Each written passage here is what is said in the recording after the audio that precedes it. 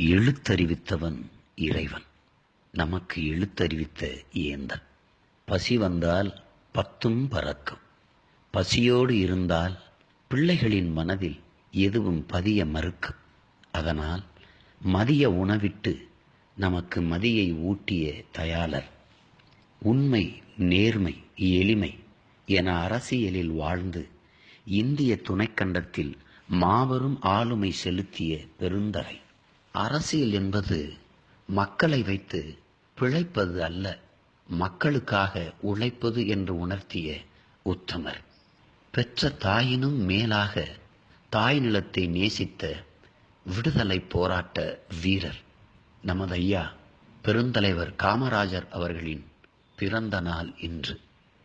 அந்த மகத்தான தலைவருக்கு நம் புகழ் வணக்கத்தை செலுத்துவோம். நாம் தமிழர்.